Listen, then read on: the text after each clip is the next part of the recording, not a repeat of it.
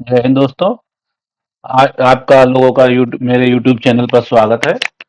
हम post office act 2023 पढ़ चुके हैं। आज हम पोस्ट ऑफिस रूल्स 2024 पढ़ेंगे।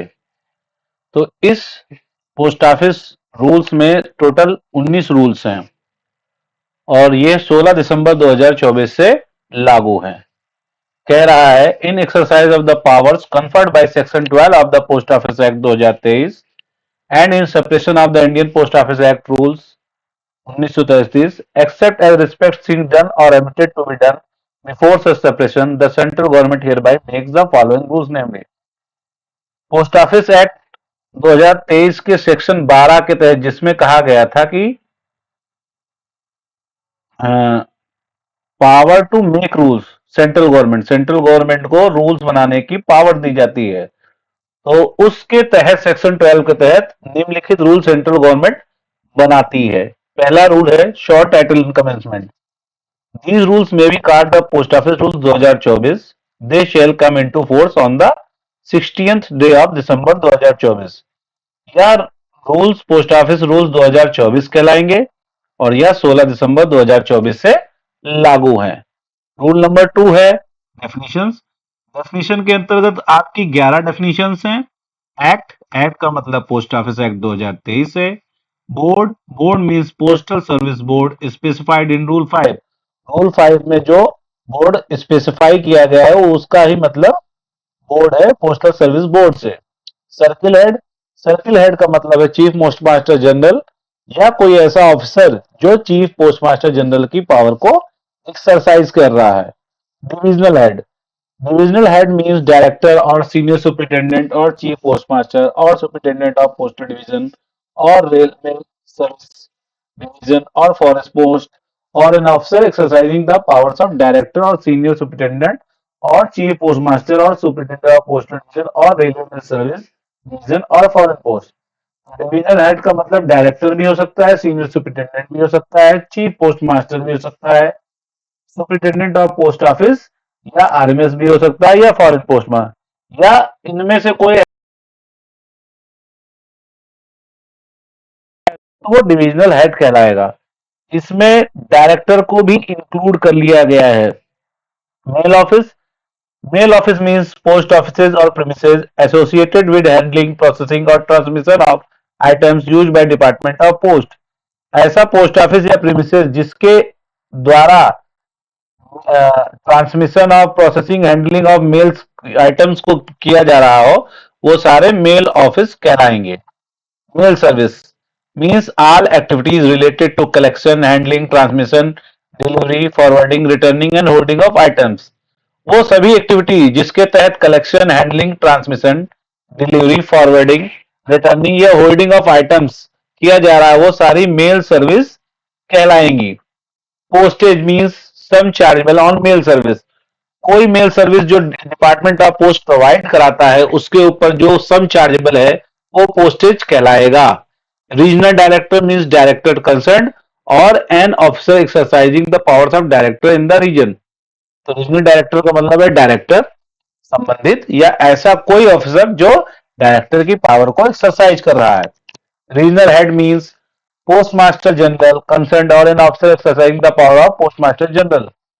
ऐसा कोई पोस्ट मास्टर जनरल या ऐसा कोई अफसर जो पोस्ट मास्टर जनरल की पावर को एक्सरसाइज कर रहा है वो रीजनल हेड कहलाएगा। Universal postal service means provisions of such postal service which are affordable and made available to all users within and outside the country. तो वो सभी नियमों के तहत ऐसी पोस्टल सर्विस जिसके द्वारा सभी यूजर्स को, चाहे वो कंट्री के अंदर हो या देश के बाहर हो, उनको पोस्टल सर्विस जो प्रोवाइड की जाएगी वो यूनिवर्सल पोस्टल सर्विस कहलाएंगी।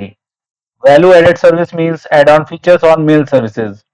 जो भी मेल सर्विसेज हैं उनके ऊपर जो एड ऑन फीचर्स है उनको वैल्यू एडेड सर्विस कहेंगे। जैसे प्रेजेंट टाइम में ओटीपी, इंश्योरेंस, ये सारी वैल्यू एडेड सर्विसेज हैं।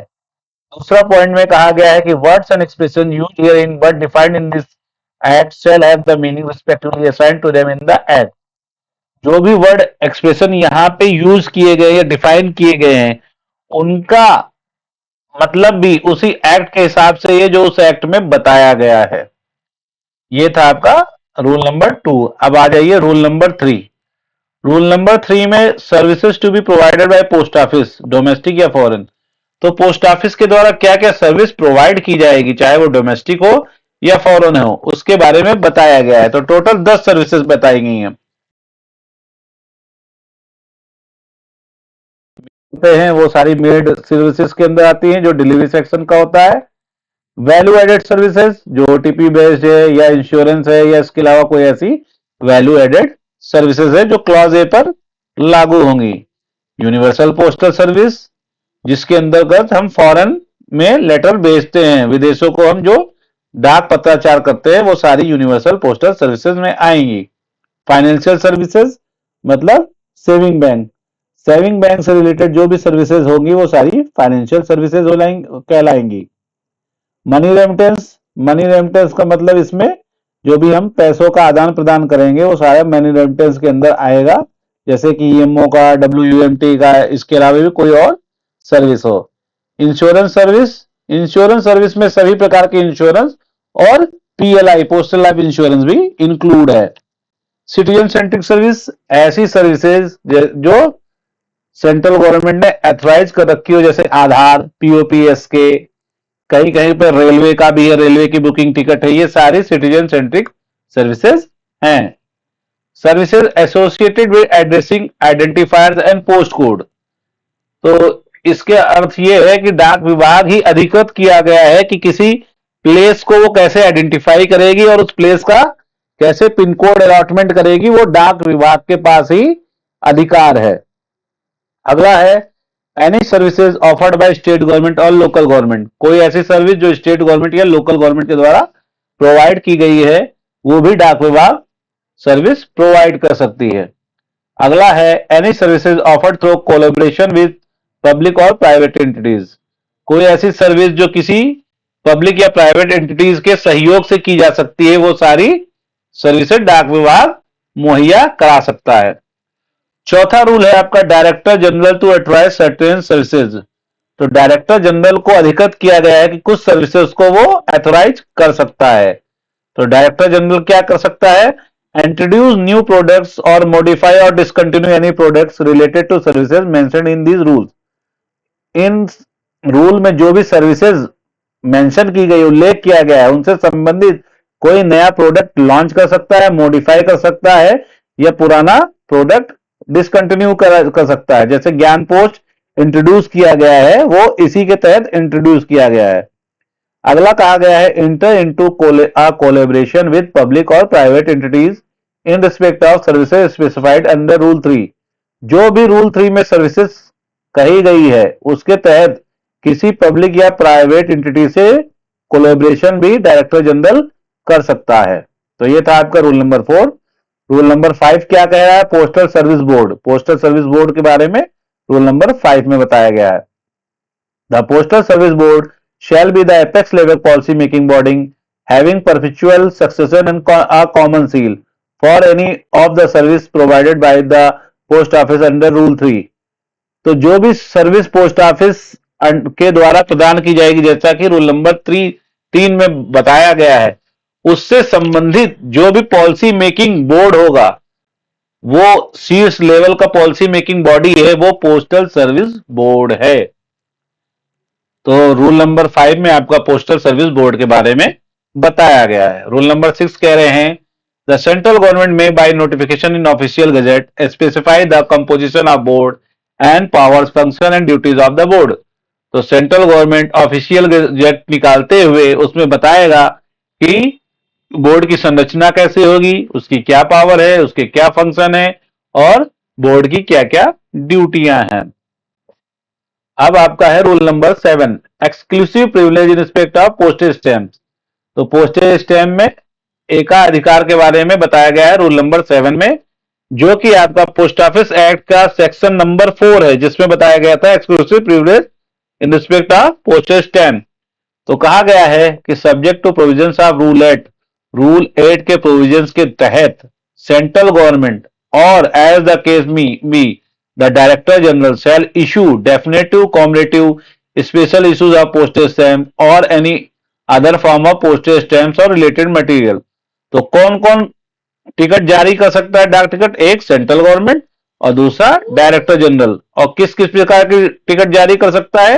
डेफिनेटिव, कॉमरेटिव या special issue of postage stamps या किसी other form of postage stamp या उससे रिलेटेड मटेरियल को डाक विभाग में सेंट्रल गवर्नमेंट या डायरेक्टर जनरल उसको जारी कर सकता है। रूल नंबर 8 है फिलैटलिक एडवाइजरी कमेटी। कहा गया है the central government may constitute a philatelic advisory committee which shall advise that government on issues of commemorative and special postage stamps and other allied matter related thereto। तो central government एक फिलैटलिक advisory committee बनाएगी जो government को यह advice करेगी, सलाह देगी कि वो किस प्रकार के कॉमरेटिव या स्पेशल पोस्टेज स्टैम्प या उससे संबंधित मैटर को डील करेगी। तो डाक टिकट से संबंधित जो भी डीलिंग है या इशू करने से संबंधित मैटर है उसको कौन डील करेगा? फिलैटलिक एडवाइजरी कमेटी, जो कि रूल नंबर 8 में बताया गया है। रूल नंबर 9 में बताया गया है मोड्स ऑफ पेमेंट और पोस्टेज और अदर चार्जेस। तो कोई भी सर्विस हम जब लेते हैं डाक विभाग की तो पब्लिक उसको पेमेंट करेगी, तो उसके पेमेंट के लिए क्या मोड हो सकते हैं? इन कैश, कैश में हो सकता है।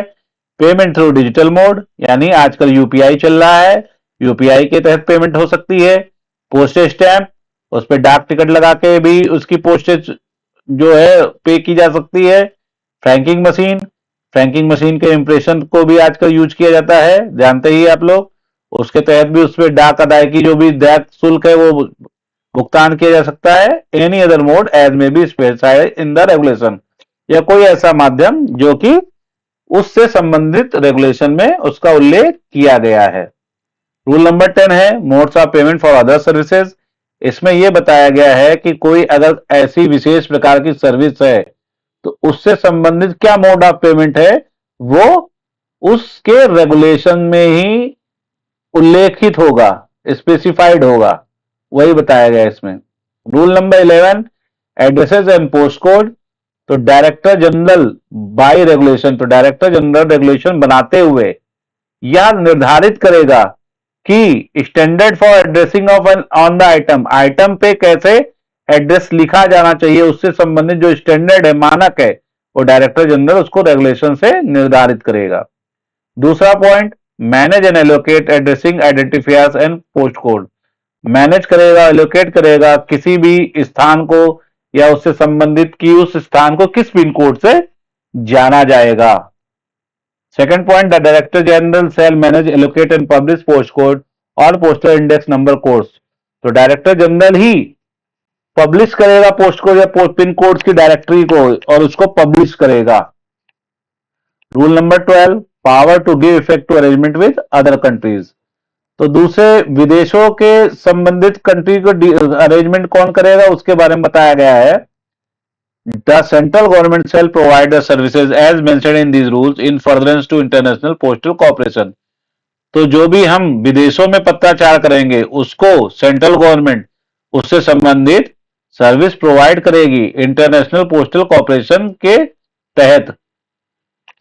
The international cooperation shall be with other countries or territories, union postal union or other postal unions or public or private entities in conformity with the provisions of the UPU Convention, Manual and Regulation, multilateral or bilateral agreements with the foreign countries, other unions, laws and bylaws and the international laws as may be applicable for the time being in force।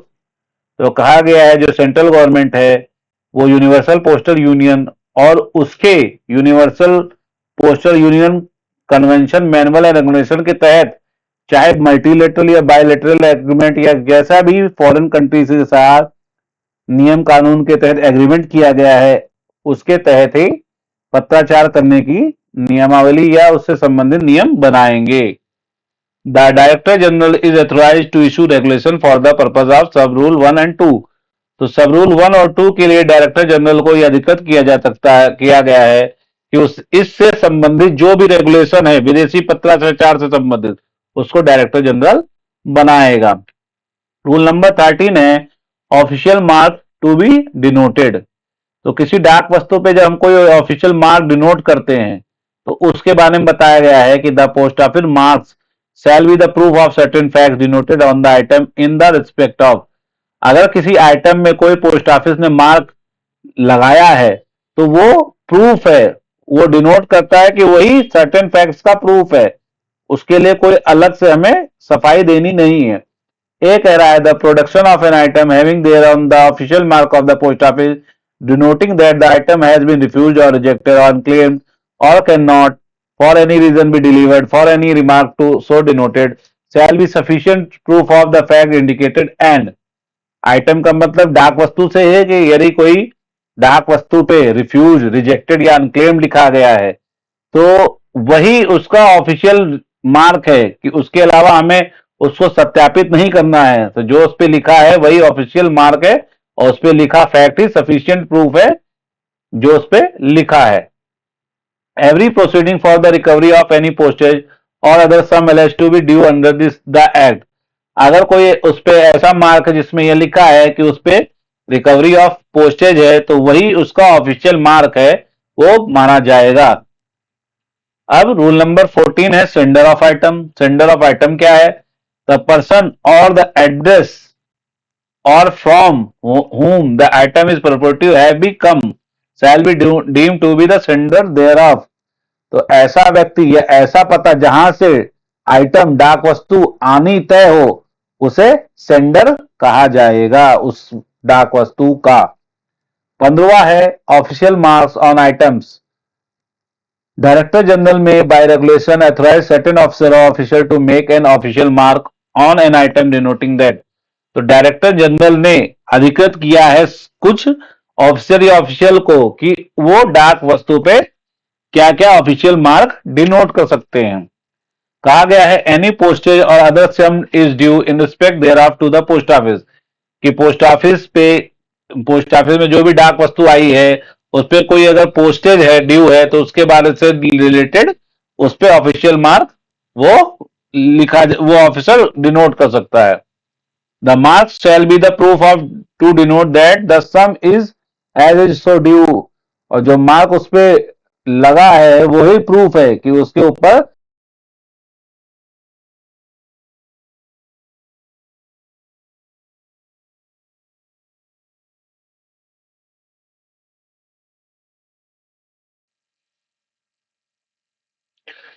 तो इसमें बताया गया था कि B वाले में the mark shall be proof to denote that the set sum is so due and the item has been refused और rejected और अनक्लेम्ड और cannot for any other reason to be delivered. तो जो rule number 13 में बताया गया था कि किसी डाक वस्तु पे आप कुछ लिखना चाहे तो भाई पब्लिक वाला ऑब्जेक्शन कर सकता है कि आपने कैसे मेरी डाक वस्तु पे लिख दिया।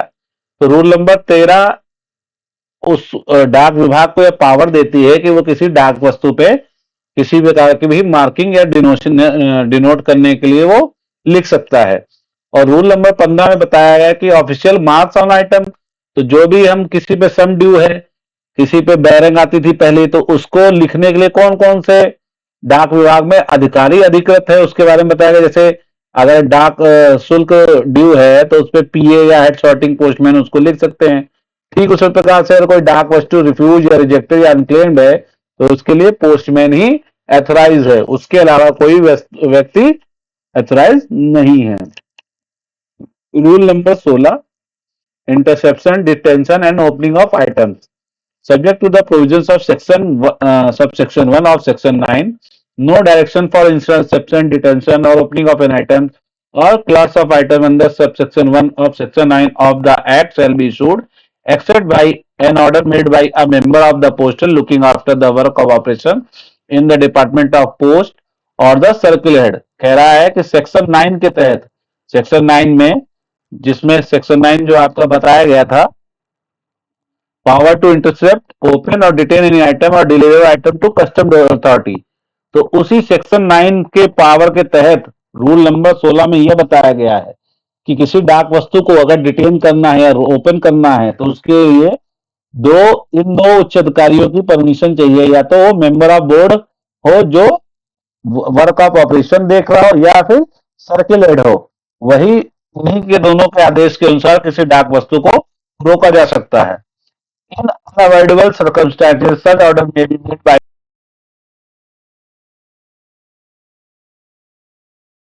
हर स्थिति में अगर ऐसा नहीं पॉसिबल है कि ऊपर वाले जो भी सक्षम अधिकारी है वो नहीं निर्देश दे पाए, तो उनकी एब्सेंस में अपरिहार्य स्थिति में रीजनल हेड या रीजनल डायरेक्टर भी ऐसे निर्देश जारी कर सकते हैं। तीसरा कहा गया है, in emergent cases where obtaining or prior directions for interception detention or opening of item is not feasible, the required interception, detention, or opening of item shall be carried out on the direction of the divisional head, who shall inform the concerned competent authority specified in sub-rule 1 or sub-rule 2 within 3 working days. अगर emergency cases आ गए जिसके अंदर डाक वस्तु को रोकना ही रोकना है, डिविजनल हेड उस डाक वस्तु को डिटेन कर सकता है और उसको खोल सकता है, लेकिन उसको 3 वर्किंग डेज में इसकी सूचना अपने हायर कंसर्न कंप्यूटर अथॉरिटी को भेजी जानी सुनिश्चित करेगा, जिसके बाद वह 7 वर्किंग डे में जो कंप्यूटर अथॉरिटी उसको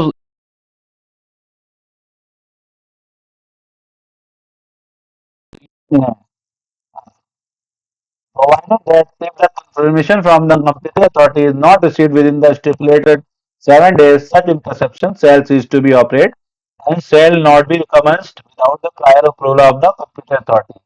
और यह भी कहा गया है कि अगर 7 दिन के अंदर कंप्यूटर अथॉरिटी के द्वारा अप्रूवल नहीं प्राप्त हुआ है, टेंशन खारिज माना जाएगा और आपको उस डाक वस्तु को छोड़ना पड़ेगा। चौथा पॉइंट कह रहे हैं, any order issued by computer under sub rule 1, 2, 3 shall contain reason to be recorded in writing for such direction. जो भी दिशा निर्देश दिए जाएंगे सब रूल 1, 2, 3 के अंतर्गत सक्षम प्राधिकारी के द्वारा, वो सारे दिशा निर्देश राइटिंग में होने चाहिए, लिखित ऑर्डर होने चाहिए, वर्बली नहीं होंगे। पांचवा कह रहा है, in order to oversee the interception done under sub rule 1, 2, 3 the central government shall constitute a review committee consisting of the following namely. तो इन इंटरसेप्शन को देखने के लिए, लुक आफ्टर करने के लिए सेंट्रल गवर्नमेंट एक रिव्यू कमेटी बनाएगी, जिसमें निम्नलिखित लोग होंगे, डायरेक्टर जनरल, पोस्ट चेयरमैन, तो जो डीजी पोस्ट होगा वो चेयरमैन होगा, 2 members of the board other than the member mentioned सब रूल 1 मेंबर्स। तो 2 मेंबर होंगे बोर्ड के, जो सब रूल 1 में कहा गया। सब रूल 1 में कौन सा कहा गया? Member operation. उसको छोड़कर 2 अतिरिक्त मेंबर जो होंगे वो इस रिव्यू कमेटी के मेंबर होंगे। The review committee shall meet at least once in 3 months and review our direction issued under sub rule 1, 2, 3। Review committee जो है 3 महीने में एक बार मिलेगी और इन सभी जो भी डायरेक्शन है उनको रिव्यू करेगी। The central government hereby notify the following officer as authorized officer to intercept and detain items on the orders of the competent authority, namely central government notify करेगी कि ये ऑफिसर किसी डाक वस्तु को रोक सकते हैं या ओपन कर सकते हैं। Officer in charge of post office, post office का जो भी ऑफिसर इंचार्ज हो, चाहे वो पोस्ट मास्टर हो, चाहे असिस्टेंट पोस्ट मास्टर हो, या कोई सुपरवाइजर हो, और एनी हायर ऑफिसर, या कोई उससे उच्च अधिकारी। दूसरा, B officer in charge of mail office or any higher officer, mail office का ऑफिसर इंचार्ज होगा या उससे ऊंचा अधिकारी। No authorised officer shall open any item specified in rule except in the presence of the concerned law enforcement authority। अगर उपरोक्त में से कोई अफसर ऑथराइज नहीं है तो उनके अलावा कोई अगर दूसरा अफसर उस किसी भी डाक वस्तु को खोल रहा है तो उसके लिए कंसर्न्ड लॉ इन्फोर्समेंट अथॉरिटी की उपस्थिति अनिवार्य है। The authorised officer shell maintain proper records. जो भी अथॉराइज्ड ऑफिसर है उसका प्रॉपर रिकॉर्ड मेंटेन करेगा। जो भी डाक वस्तु खोली जा रही है उसका ट्रैकिंग नंबर, सेंडर का नाम, एड्रेस, वजन, पोस्टेज, क्या किस कारण से उसको रोका जा रहा है, किस तारीख से रोका गया और किस समय रोका गया, सारी उस चीज को मेंटेन करेंगे रिकॉर्ड में, जो भी रजिस्टर के फॉर्म में या जिस फॉर्म में भी हो। द अथॉराइज्ड ऑफिसर से ensure the disposal of item intercepted under sub rule 1, 2, 3 in the manner as specified in post office regulations 2024। तो जो भी ऊपर सब रूल 1, 2, 3 में कोई आर्टिकल डिटेन किया गया और उसके अंदर कोई ऐसा वस्तु निषिद्ध वस्तु पाया गया तो उसको डिस्पोजल करने के लिए जैसा कि पोस्ट ऑफिस रेगुलेशन 2024 में कहा गया होगा उस हिसाब से उस आर्टिकल का डिस्पोजल किया जाएगा। 10वां कह रहे हैं द अथॉराइज्ड अफसर shall ensure the disposal of the item intercepted under sub rule 1, 2, 3 in the manner as well post office regulation 24। अच्छा ये हो चुका है। 11वां the direction for interception and detention shall remain full unless revoked earlier for a period not exceeding 30 days from the date of issue and may be further extended। तो जो भी direction है दिशा निर्देश जारी किए जाएंगे किसी भी डाक वस्तु को रोकने या खोलने के लिए वो तब तक ही लागू होंगे कब तक 30 दिनों तक ही जब तक कि उन्हें आगे 30 दिनों के लिए बढ़ाया ना जाए और अगर 30 दिनों से पहले उसको नहीं करा गया तो वो आपका ऑर्डर फिर 30 दिनों के बाद एक्सपायर हो जाएगा। Provided that the period way not be extended beyond 90 days. तो जो भी एक्सटेंशन किया जाएगा वो 30 30 30 करके 90 दिनों तक ही एक्सटेंड किया जा सकता है। Provided further that and the expiry of period specified in the first provision the detained item shall be handed over to concern law enforcement authority. और जो भी 90 दिन का पीरियड एक्सपायर हो जाएगा उसके बाद जो भी आर्टिकल डिटेन किया गया है उसको कंसर्न लॉ एनफोर्समेंट अथॉरिटी को हैंड ओवर कर देंगे। कहा गया the interception and detention of an item under sub rule 1, 2, 3 does not exempt the sender from any action which might have been taken if the item had been delivered in due course through post। अगर कोई article due course में deliver हो जाता है और सब rule 1, 2, 3 के हिसाब से उसे डिटेन किया जाना चाहिए तो इसका मतलब ये नहीं कि सेंडर को किसी प्रकार की छूट दी जाएगी या फिर कोई आर्टिकल रोका गया है तो इसका ये भी मतलब नहीं है कि सेंडर को किसी प्रकार की छूट दी जाएगी कि आर्टिकल आपका डिटेन कर लिया है इसलिए आपको किसी प्रकार की छूट दी जा रही है। The provisions of sub rule 1 to 11 shall apply mutatis mutandis to the items sent to and received from foreign countries। जो भी आर्टिकल फॉरेन कंट्री से भेजे जाएंगे या प्राप्त होंगे उनके ऊपर भी ये सारे रूल सब रूल 1 से लेकर 11 तक लागू रहेंगे। तो ये आपका था रूल नंबर 16। तो मोटा मोटा एक बार और देख लेते हैं इसको कि रूल नंबर 16 में क्या बताया गया है कि रूल नंबर 16 में सेक्शन 9 पोस्ट ऑफिस एक्ट के सेक्शन 9 से पावर मिली हुई है और इसके अंदर 3 कंपिटेंट अथॉरिटी के बारे में बताया गया। पहले मेंबर बोर्ड या फिर सर्किल हेड, दूसरा रीजनल हेड, तीसरा डिविजनल हेड। और उसके बाद कहा गया है कि अगर डिविजनल हेड इमरजेंट केस में किसी आर्टिकल को डिटेन करता है तो 3 वर्किंग डेज में उसको अपने कंसर्न्ड कंप्यूटर अथॉरिटी को भेजेगा जो 7 वर्किंग डेज में उसको कंफर्म करेगा कि हाँ डिटेंशन वैलिड है कि नहीं है। अगर 7 दिन के अंदर कंफर्म नहीं करता है तो उसका जो आर्टिकल डिटेन हुआ है वो डिलीवरी के लिए चला जाएगा। और इस सब से संबंधित को रिव्यू करने के लिए एक रिव्यू कमेटी बनेगी जिसमें डीजी पोस्ट चेयरमैन होगा और 2 मेंबर होंगे लेकिन मेंबर ऑपरेशन इसका मेंबर नहीं होगा। और 3 महीने में एक रिव्यू कमेटी उसको रिव्यू करेगी हर 3 महीने में यानी साल भर में 4 मीटिंग होंगी। जो भी आर्टिकल आप उसको रोकेंगे उसका प्रॉपर रिकॉर्ड मेंटेन करेंगे और उसको अगर मान लो डिस्पोजल करना है तो पोस्ट ऑफिस रेगुलेशन 2024 के हिसाब से डिस्पोजल करेंगे। और जो भी डिटेंशन का ऑर्डर है वो 30 दिन तक ही वैलिड रहेगा जब तक कि उसे एक्सटेंड ना किया जाए और अगर एक्सटेंड किया जाता है तो 90 दिनों तक ही मैक्सिमम उसको एक्सटेंड किया जा सकता है। उसके बाद 90 दिन के बाद आप उसको कंसर्न लॉ एनफोर्समेंट अथॉरिटी को हैंड ओवर कर दोगे। तो ये था आपका रूल नंबर 16। रूल नंबर 17 है duty of authorised officer to delivering item. तो कहा गया है कि the authorised officer shall be power to deliver item. अधिकृत अफसर को यह पावर दी गई है कि वो किसी भी आर्टिकल को डिलीवर कर सकता है और कोई अथॉराइज्ड अफसर है उसको यह पावर दी गई है कि उसको अगर कोई ऐसा आर्टिकल है जिसके अंदर कस्टम ड्यूटी ड्यू होनी चाहिए तो उसका असेसमेंट कर सकता है या फिर कोई प्रोहिबिटेड आइटम उसके अंदर सस्पेक्टेड है तो उसको कंसर्न लॉ इन्फोर्समेंट अथॉरिटी को दे सकता है और ड्यूटी असेसमेंट के लिए कस्टम डिपार्टमेंट अथॉरिटी को भी हैंड ओवर कर सकता है। तो ये था आपका rule number to and not in derogation of other laws of items as required under any law for the time being in force and shall be governed by any procedure applicable under such law। इसका मतलब है कि rule number 16 में जो कहा गया है उसके अलावा भी कोई ऐसा रूल है जिसके तहत किसी अथॉरिटी को कोई आर्टिकल अगर रोकना है तो उसको वो रोक सकता है। जैसे कस्टम अथॉरिटी, नारकोटिक्स या सीबीआई किसी और आर्टिकल को रोकना चाहते हैं तो उसको आप रोक सकते हैं। तो रूल नंबर 18 ने उन्हें पावर दे रखी है कि उसको डाक विभाग के अलावा भी ये विभाग इस आर्टिकल को रोक सकते हैं। एग्जेम्पशन फ्रॉम लाइबिलिटी कहा गया है the central government shell provide compensation for loss और डैमेज।